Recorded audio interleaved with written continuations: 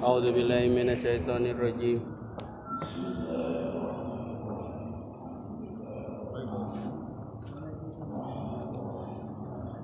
Alhamdulillah.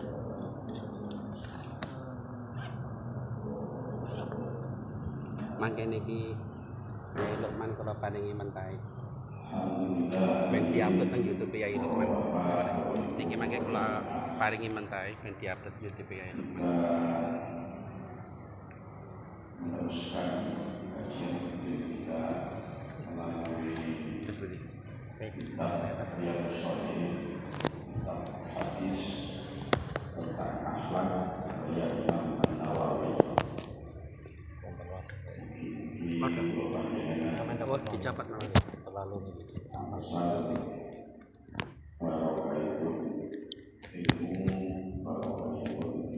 terbalik.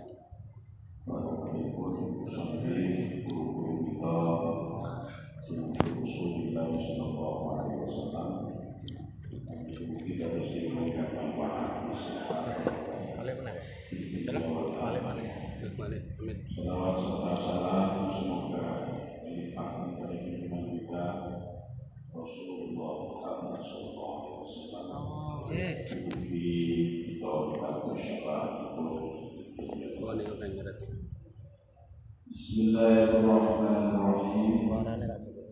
Babus sabr tawi iku bab mertelaaken sabar sampai pada sabar.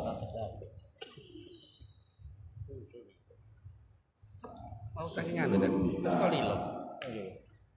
Meneruskan Iki dijakaken apa mboten? ke pembahasan berikutnya. Perlu kita kaji apa definisi sabar itu. Sabar itu menurut para ulama termasuk Al-Imam Ar-Raghib. Al-Imam Ar-Raghib dalam kitab Mufradatnya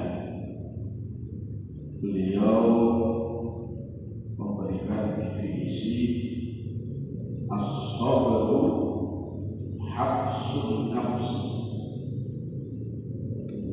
Sabar itu adalah konsistensi mengendalikan diri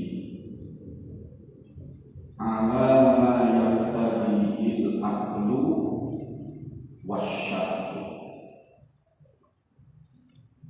agar tetap dalam koridor akal sehat dan tetap dalam koridor sesuai dengan nilai-nilai syariat.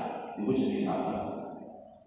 Jadi sabar itu mengendalikan diri, kemampuan mengendalikan diri agar tetap dalam koridor nilai-nilai akal sehat, tidak keluar dari nilai akal sehat, dan juga tidak keluar dari nilai-nilai syariat. Itu namanya sabar. Dan masalah objek dari sabarnya ada tiga.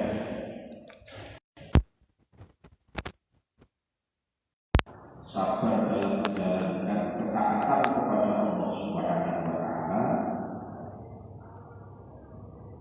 Ada kalanya sabar alal ma'asi, anil ma'asi, ya. Sabar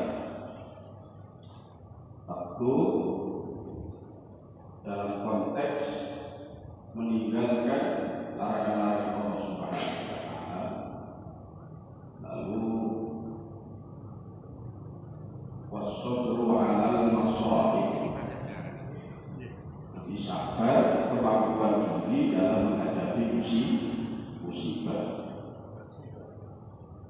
Jadi gampangannya ya.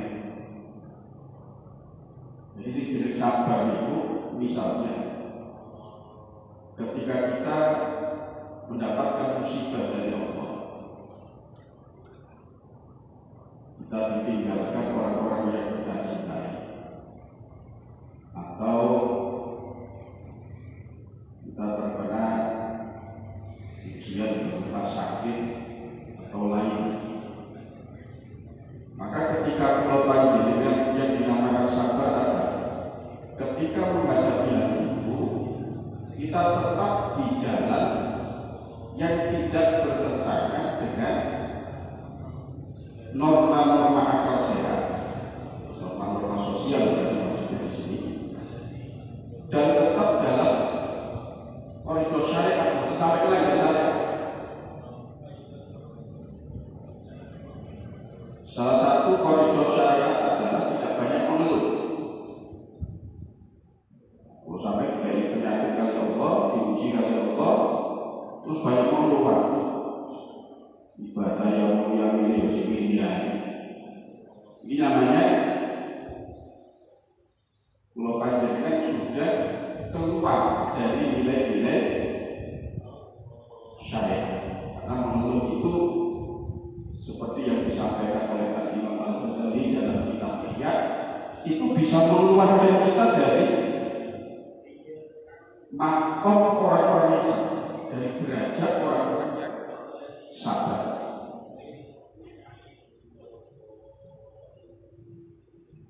Jadi sabar itu kemampuan diri untuk tetap sesuai dengan norma-norma sosial dan norma-norma syariat. Imam Al-Ghazali dalam kitab Ihya, istilah sabar itu sebetulnya dilihat dari objek kesabaran itu sendiri, itu terdapat beberapa nama. Cuma kesemuanya itu menurut Imam Ghazali disebut sabar. Misalnya sabar dari musibah, melalui musibah, keluarganya berbeda, orang yang kita cintai tidak ada, atau musibah lain. Musibah yang dinamakan musibah itu malah hilang toba.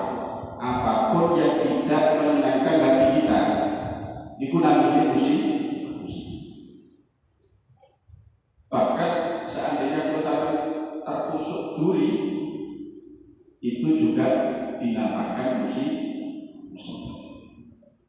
Sewaktu Rasulullah bersama istri beliau, Sayyidah Aisyah radhiyallahu anha, itu di kamar beliau, lampu kamar dia kan lampu publik itu padam.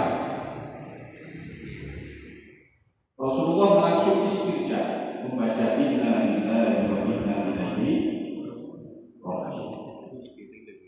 Sayyidah Aisyah tanya ya Rasulullah, apakah hanya dengan matinya lampu itu panjenengan kemudian istirja membaca inna lillahi wa inna ilaihi raji'un? Nabi kemudian jawab, iya, itu termasuk musibah, dan apapun yang tidak menyenangkan hati seorang mukmin itu adalah musibah.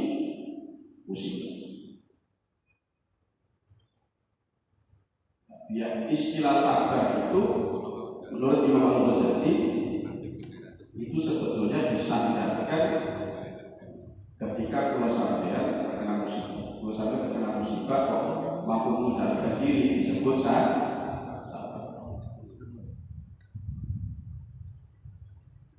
Kalau dalam peperangan sabar tidak lari dari medan perang, tetap teguh dalam medan perang menghadapi musuh, itu juga bagian dari sabar. Tapi ini secara spesifik disebut syaja'ah. Dan kalau sampai mampu mengendalikan diri untuk tidak tersentuh makanan haram dan bisa mengendalikan diri dari kemalaman kita tidak sampai melakukan hal yang disarankan oleh Allah, itu disebut infak. orangnya disebut afif. Jadi ada istilah sendiri tergantung objek sabar. Cuma menurut Ghazali kita tidak juz 4. Kesemuanya itu disebut sabar. Allah menyebutnya juga di dalam Quran itu dengan istilah sabar. Ada sebuah kisah menarik.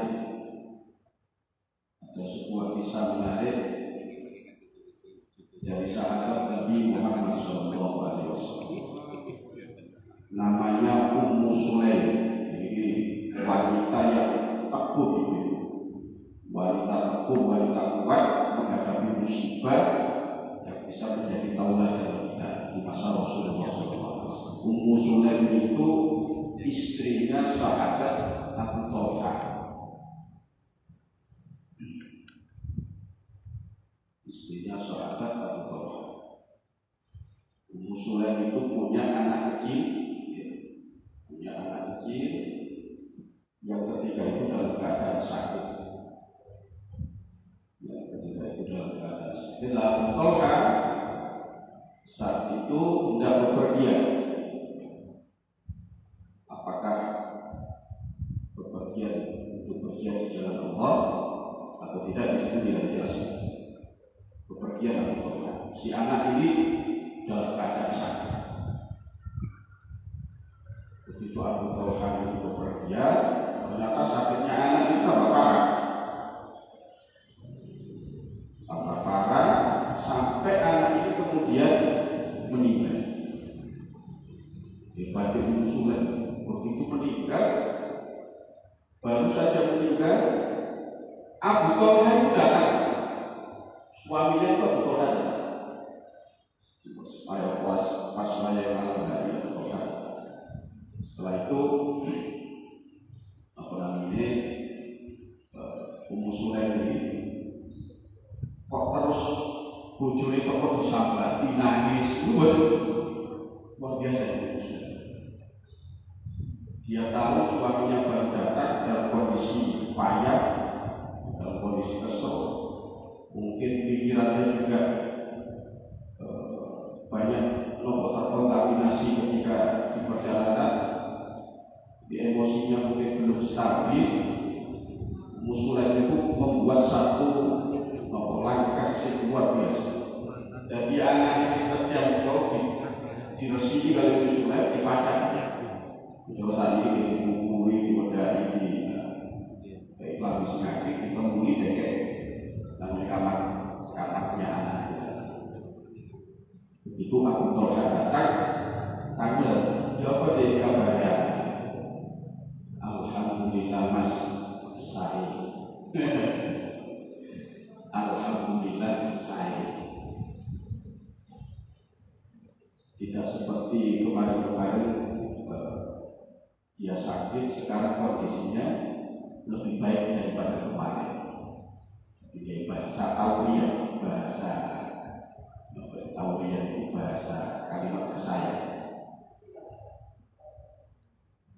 Oh ya wes, kalau Sulaim itu terus rambut bojone itu, kayak kopi, kayak masak, nopo ini dia akan makan. Padahal hatinya Sulaim itu hancur. Tapi dia menutupi kondisi. Bojone itu tidak, itu disediakan makanan. Setelah selesai, ternyata di krono lunga berani Abu Talha ini otomatis boten nampung boten itu sebenarnya. Selanjutnya kepada istri juga lapar. Waktu itu terjadi hal itu. Jadi Ummu Sulaim itu melayani suami dalam kondisi hati sampai akhirnya bojone ini wis puas lah melayani kalian.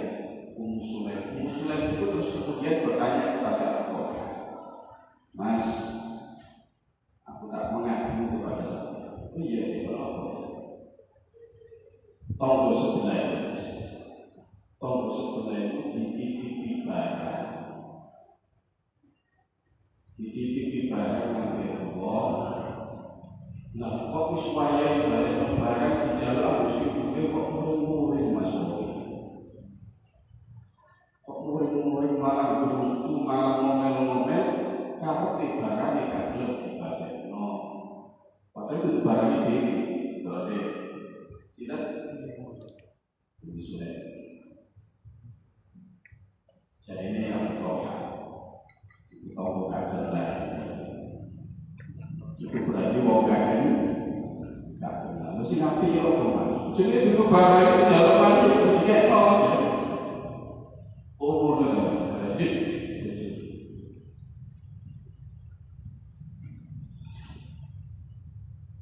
Ini mas, ibu ada sampai tak tujuh sampai.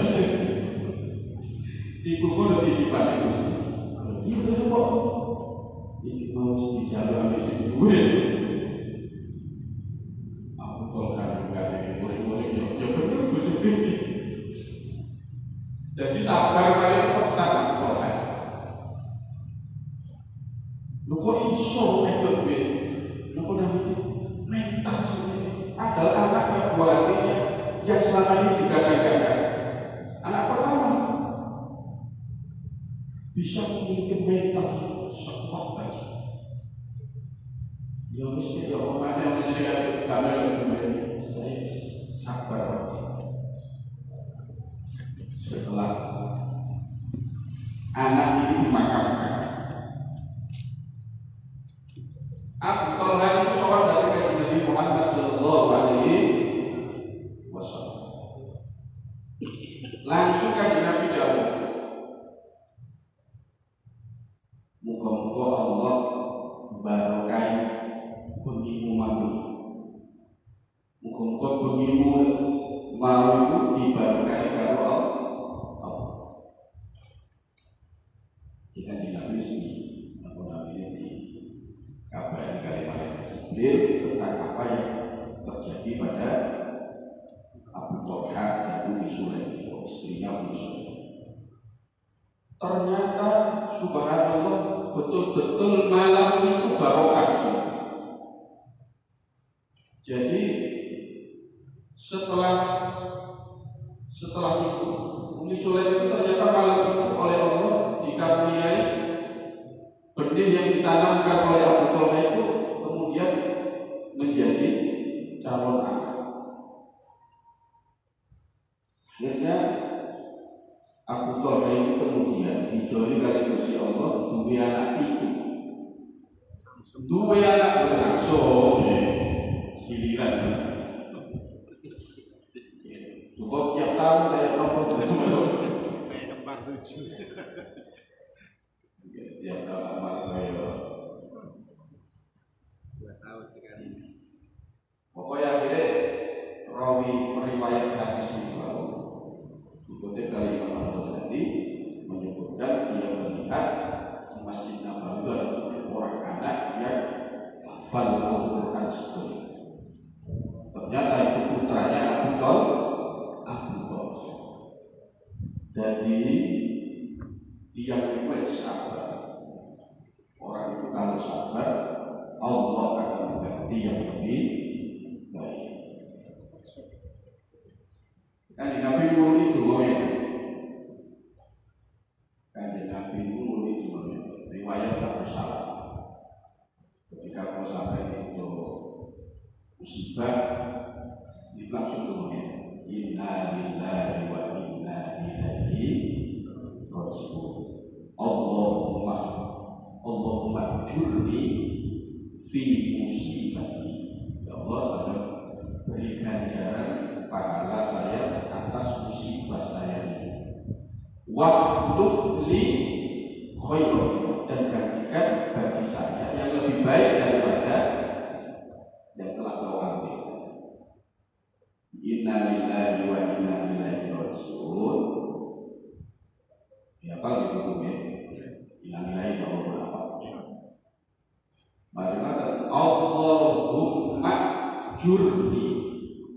Allahumma jurni, ya Allah,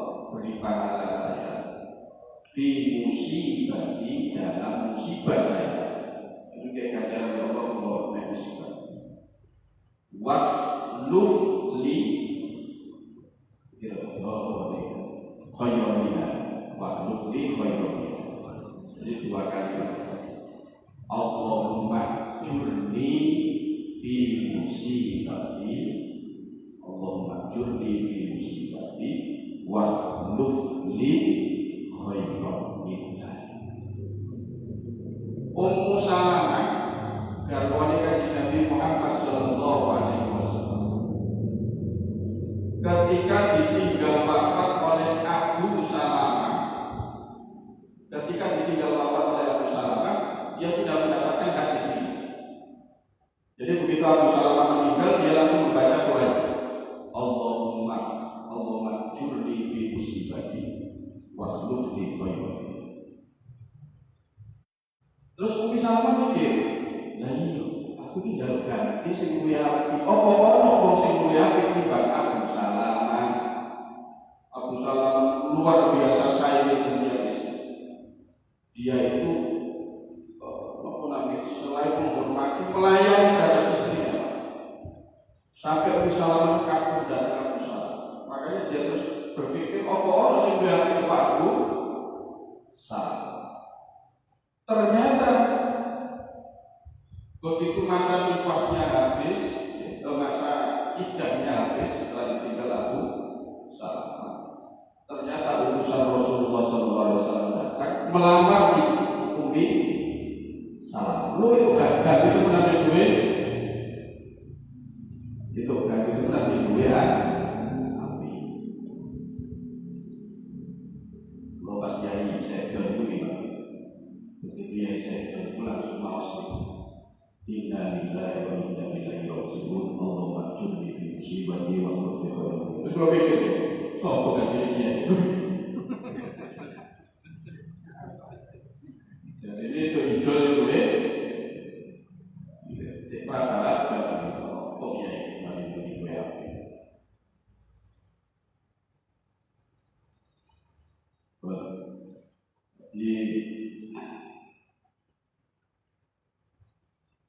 Imam Al-Ghazali menyatakan dalam Ihya'nya disebut fa'lam annahu innama yakhruju an maqamis sabili. Ketahuilah, kata Imam Al-Ghazali, seseorang itu akan keluar dari makom sabar. Seseorang itu akan tidak tercatat sebagai orang-orang yang sabar. Kalau sampai ada ujian dari Allah, hati-hati dalam melakukan beberapa hal ini. Rasulullah Ghazali, karena ketika kita sampai melakukan beberapa hal ini, kita coret dan catatan orang-orang yang sabar. Padahal sabar itu pahalanya dunia ya. Dunia Allah memberikan yang lebih baik dari musibah yang menimpanya di akhirat, memberikan pahala yang sangat besar. Apa beberapa hal itu yang menjadi penyebab kita tercoret dari jajaran orang-orang yang sabar? Yang pertama kata Imam Al-Ghazali, bil jaza, dengan banyak mengeluh, dengan banyak berkeluh kesah, dengan banyak menggerutu.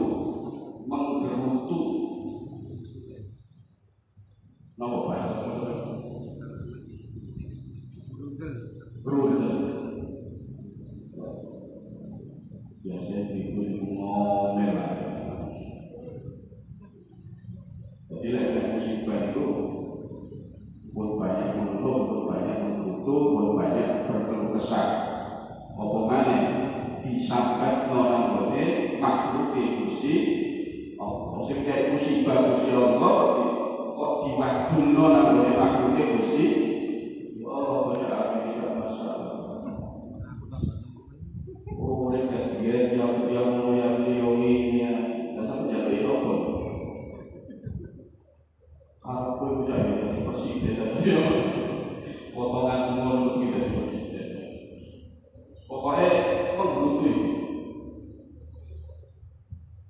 Itu kalau sampai langsung dicoret oleh Allah Subhanahu Wa Taala dari ajaran orang-orang biasa.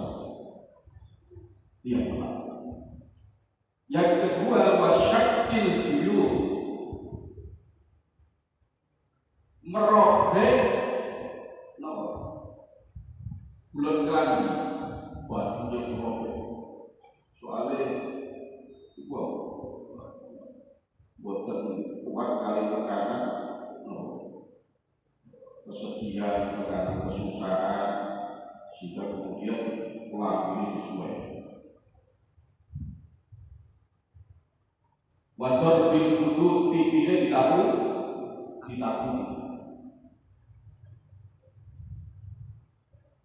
Itu biasanya istri. Jadi mulai lagu-lagu itu bulan-bulan, not pipinya ditabung, dan bulan-bulan gulung-gulung itu biasanya. Tidak orang itu lama dibuat, untuk juga. Namun mana yang sasaran di jadi antara momentum tetapi bobot cuma bentuknya berbeda, ekspresinya itu lah yang begitu itu yang menghilangkan pahala saudara kita. Kalau sampai juga tereliminir dari jajaran orang-orang biasa. Tidak boleh.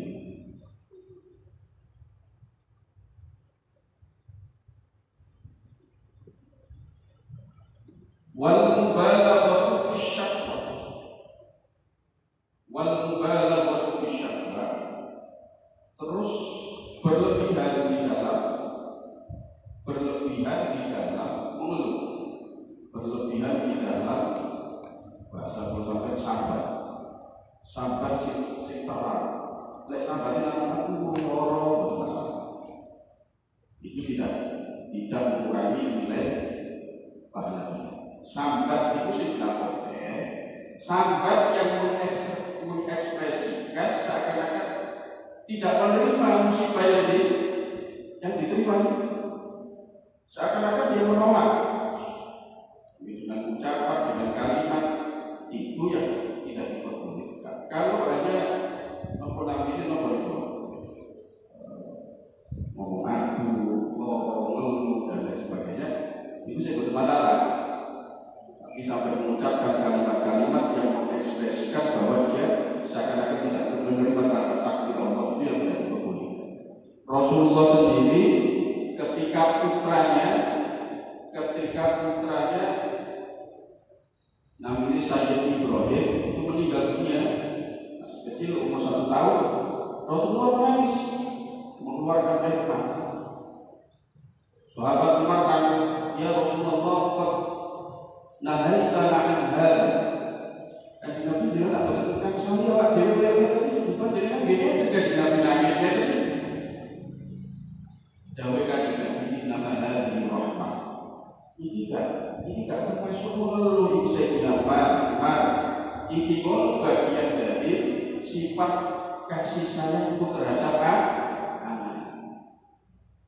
Lah Allah itu merahmati orang-orang yang memiliki sifat kasih sayang. Artinya menangis, kesembuhan, mengeluarkan suara, bahkan mungkin histeris, karena memang itu tidak masalah, itu adalah sifat-sifat manusiawi. Mergo kula sampai sifat pembawaan kula panjenengan, sifat basyariah kula panjenengan iki lek itu nikmat niku seneng, lek itu napa namanya musibah mesti susah. Lalu kita senang dia mesti guyu, mesem, kadang jaga-jagaan. Lalu kalau susah biasa dia sampai nangis, kadang-kadang histeris, maka itu adalah sifat manusia. Kalau sifat manusia ini di luar ikhtiar kita, di luar usaha ikhtiar kelompoknya, itu memang sifat pembawaan kelompoknya. Saya ketika berbagai waktu itu anggap gatel, otomatis waktu. Saya harus sesuai waktu yang saya ingin. Itu sifat manusia. Wah, pahing barang ini dengan tunggal besar berkuat di situ ada lompat Pak Ustadz Pak di Sultan kemudian juga banyak lagi karena itu bukan wilayah ikhtiarnya manusia, maka ketika itu terjadi tidak merupakan sebuah kesalahan. Jadi Nabi Piaget kemudian tinggal wafat pamannya Sayyidina Hamzah, tinggal wafat pamannya Abu Thalib, tinggal wafat istrinya disedih.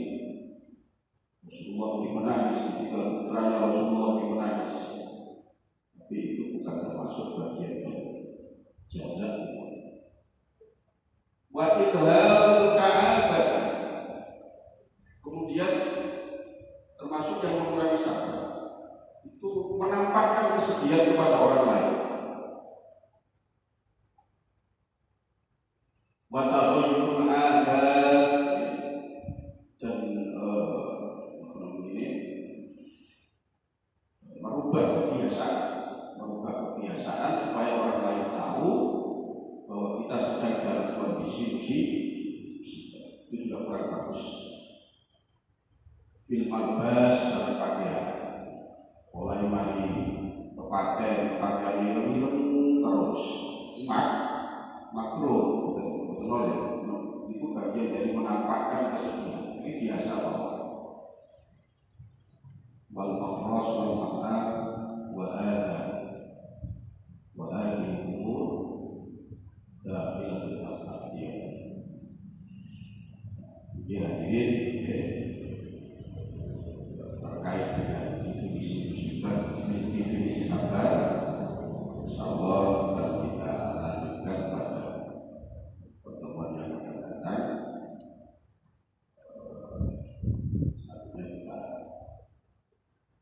Waktu yang masih ada, kita akan bertanya jawab ke manfaat masalah pada saat ini macam nanti saat ini PL insyaallah pertemuan yang akan datang dan kita lakukan.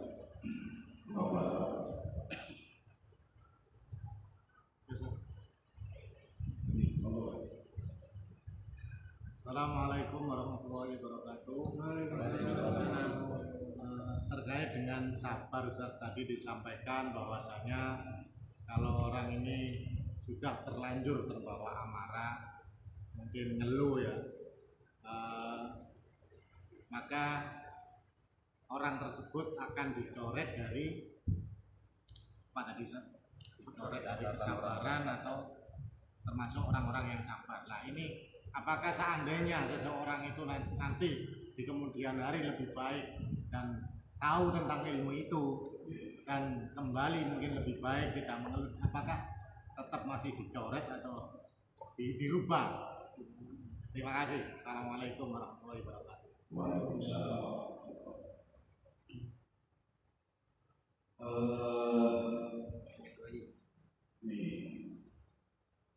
Kan wonten sabar itu katanya ada di hari yang pertama itu kalau kembali dikatakan sabar. Bagaimana ini maksud dari penjelasannya? Itu nanti ada di hadis kalimatnya begini: as-sabru inda shadmatil ula. Sabar itu ketika ukuran sabar dan tidak, orang itu dinamakan sabar dan tidak itu ketika tamparan pertama musibah. Ketika tamparan pertama musibah itu datang, apa yang dia ekspresikan? Apakah dia harus yang saya katakan tadi itu kemudian mengeluarkan ucapan atau tindakan yang seakan-akan menolak terhadap takdir itu? Kalau itu terjadi berarti dia bukan termasuk orang yang sabar. Itu ukurannya indah shadmatil ula, ketika musibah itu terjadi. Satu musibah itu terjadi, apakah itu bentuk musibah sakit, penyakit, kehilangan dan lain sebagainya. ketika dia mendapatkan pertama kali dia mendapatkan musibah itu, apa ekspresi yang ditunjukkan? Kalau memang musibah itu berupa dihina, dicaci maki orang, apa yang dia ekspresikan, tanggapan dia ketika pertama kali mendengar itu? Kalau dia kemudian marah, emosional, kembali mencaci maki orang yang mencaci maki dirinya, berarti dia bukan termasuk orang yang sabar. Jadi ukuran sabar tadi itu indah sodatin bunga, sobru indah sodatin. Sabar itu ukurannya adalah ketika tamparan pertama musibah itu terjadi. Musibah itu tadi seperti saya katakan tadi ada beberapa hal terkait dengan bau atau berkaitan dengan orang lain mendapatkan caci maki dan lain sebagainya. Seperti Umi Salamah tadi itu, Umi Salamah itu begitu tahu istri suaminya meninggal, dia lalu mengucapkan istrinya, Inna lillahi wa inna ilaihi raji'un. Sejak kami ini Allah dan kepada Allah kami akan berbagi. Kemudian dia membaca doa. Jadi ketika musibah itu datang kepada dirinya, ekspresinya itu mengembalikan segala sesuatunya itu kepada Allah dengan istirja dari itu innalillahi wa inna ilaihi. Di innalillahi wa inna ilaihi itu bukan hanya sekedar lip service mawar, bukan hanya sekedar ucapan mawar, tetapi diyakini bahwa musibah ini datang dari Allah dan akan kembali kepada Allah.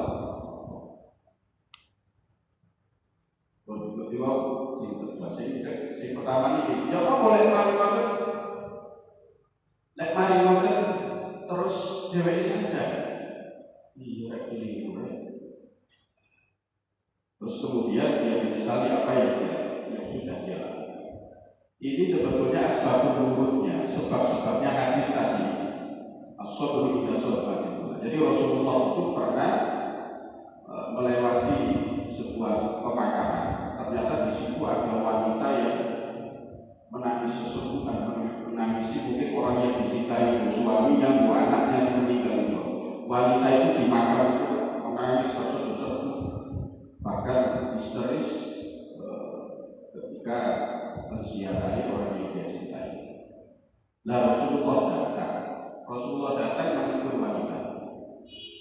Ittaqillah, ketiuran Allah supaya menurut sampai histeris, meratapi anakmu atau siapa orang yang dicintai, tapi takut pada Rasulullah disertai oleh wanita ini. Wanita ini diboleh sebenarnya oleh ibu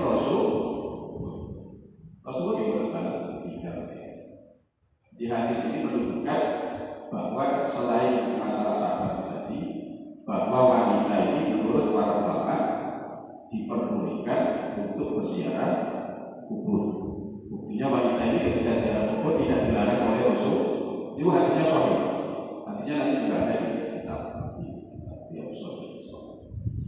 Nah, kemudian setelah Rasulullah kembali, wanita ini dikabari seorang wanita jenazah ini, masa Allah mau kaji Nabi ditutupi jam 10 ada boleh kaji baru kaji Nabi jauh as-sabru inda sadmatil. Ukuran sabar mau itu dulu. Nah saya ini kalau ini itu termasuk sabarnya ketika inda sadmatil. Nah, cuman begini, dengan kesadaran kita, apakah kemudian coretan itu dibusa oleh Allah Subhanahu wa Ta'ala? Nah, kalau itu wallahu a'lam soalnya Allah yang mengetahui. Cuman kalau dengan kesadaran kita setelah kita mendapatkan ilmu, ya harapannya ada rahmat Allah Subhanahu wa Ta'ala. Apakah rahmat Allah itu kemudian yang jelas apa yang sudah kita lakukan itu kemudian diampuni oleh Allah Subhanahu wa Ta'ala. Apakah kita kemudian dimasukkan dalam catatan orang-orang yang sabar itu ya mudah-mudahan seperti ini. Cuma dengan konteks hadisnya itu waktunya sabar sudah habis. Karena waktunya sabar tadi mulai tamparan pertama musibah itu terjadi. Bila pun lewat, jadi meskipun saya tak usah sabar. waktunya sudah habis. Ibarat orang sholat itu waktunya sholat sudah, ya cuma dengan kita menyesali ya mudah-mudahan ada rahmat dari Allah Subhanahu wa Ta'ala.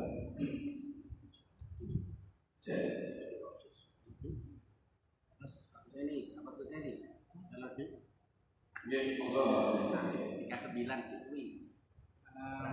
Tadi orang meninggal itu kan biasanya ada ucapan-ucapan lagu-lagu itu kalau ada tamu itu arwah akan pulang itu atau iya atau hanya biasa bahwa kita itu supaya membaca doa. Saya melihat di kitab Fatawanya Imam Rawi. Di situ kalau tidak salah di Imam Rawi tanya tentang masalah itu. Imam Rawi menyatakan itu bukan sesuatu yang mustahil, bukan sesuatu yang mustahil. Jadi kalau Allah menghendaki bisa saja itu terjadi, bisa saja itu terjadi. Cuma di dalam kitab At-Turul Lisan karya Imam As-Suyuti,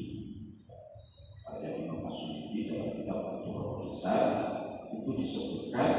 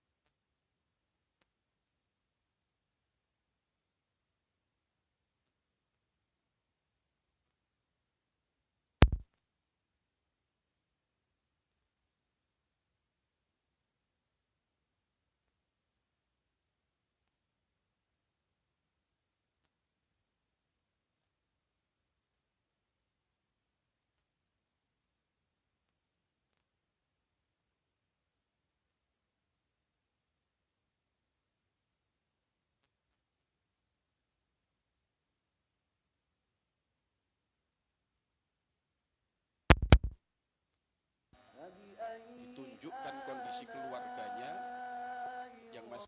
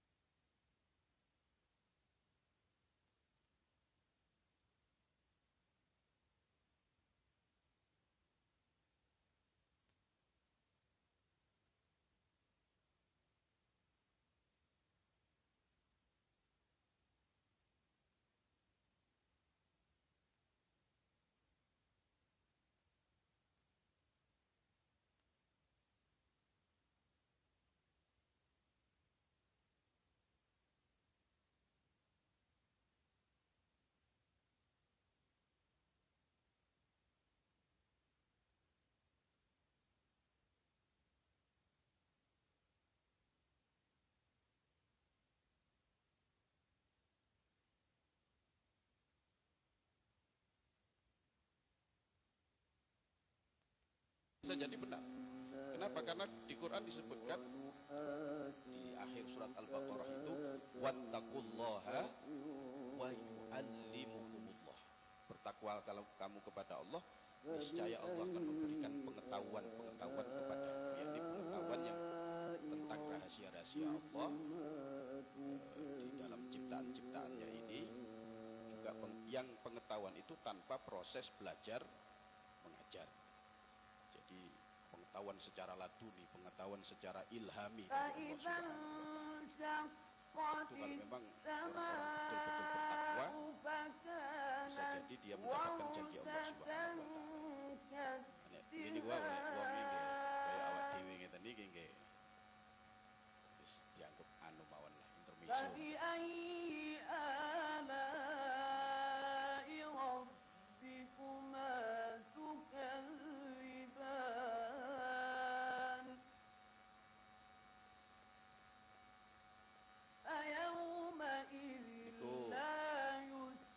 Yang cerita seperti dia niku wau niku urusan takdir itu hanya Allah Subhanahu wa Ta'ala yang Maha Tahu. Urusan takdir itu hanya Allah Subhanahu wa Ta'ala. Kita tidak ada yang tahu, yang bahkan para malaikat sendiri saja kalau tidak diberi izin oleh Allah juga tidak. Jadi insya Allah betul benar. Kalau di dalam apa namanya, nggih ngoten mawon sementara waktune pun.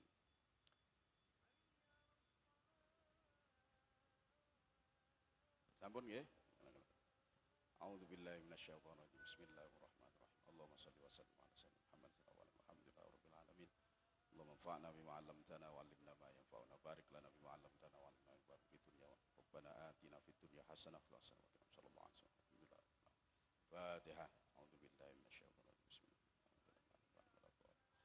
Mekaten dan kirang langkung nyuwun ngapunten. Assalamualaikum warahmatullahi wabarakatuh.